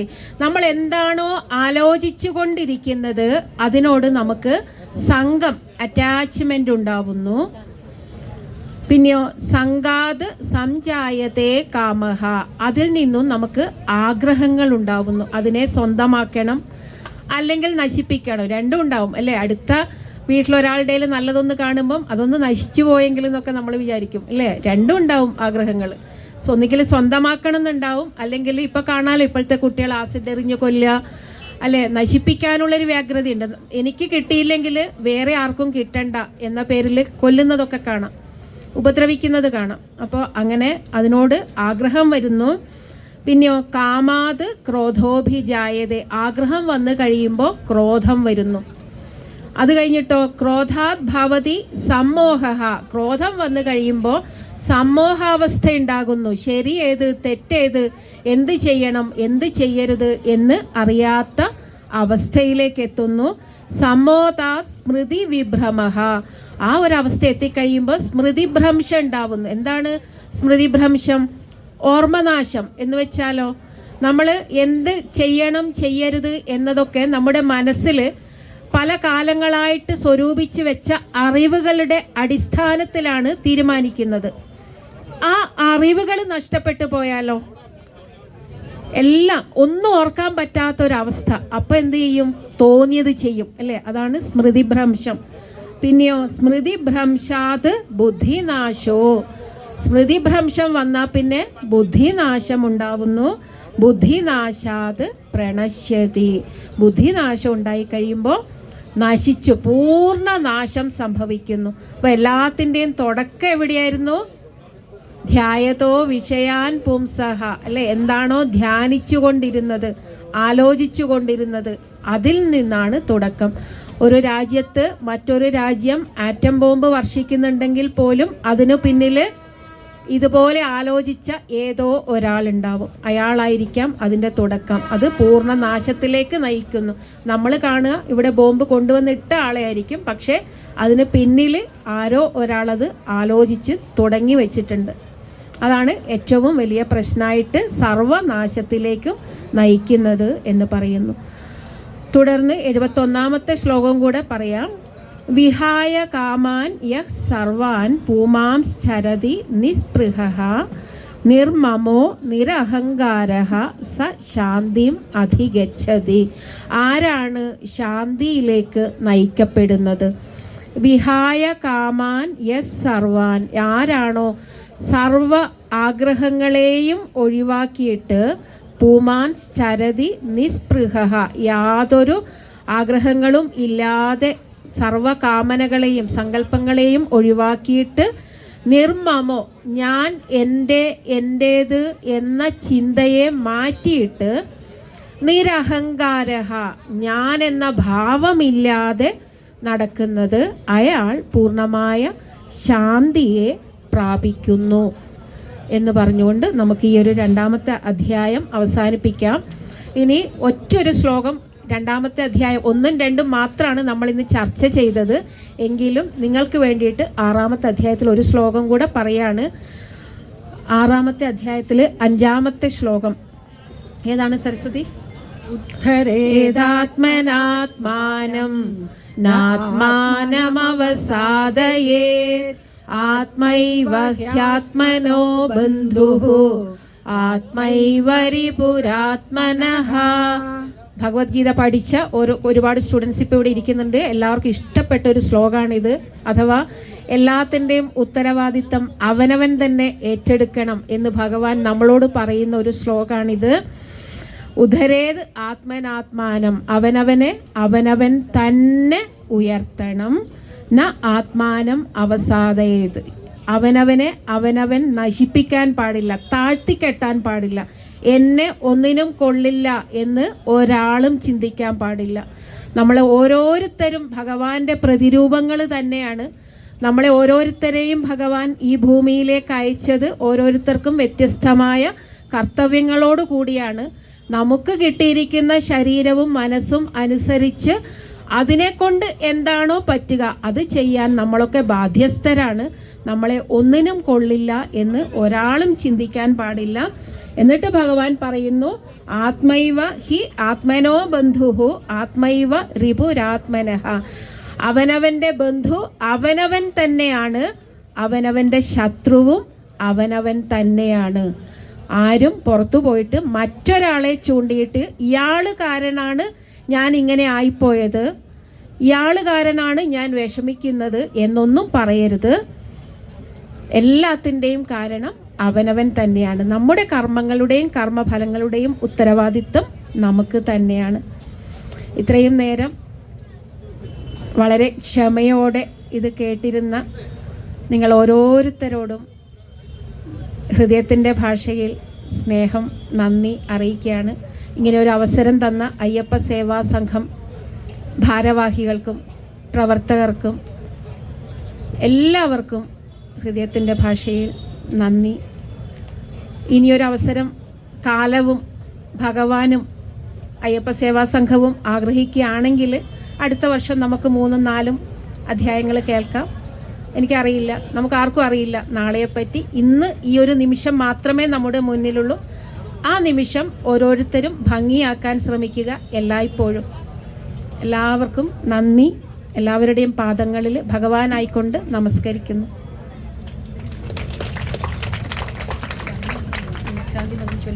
ഓം പൂർണ്ണമദ എല്ലാവരും പൂർണ്ണമിദം ചൊല്ലിക്കൊള്ളു. പൂർണ്ണാത് പൂർണ്ണമുദച്യതേ പൂർണ്ണസ്യ പൂർണ്ണമാദായ പൂർണ്ണമേവാവശിഷ്യതേ.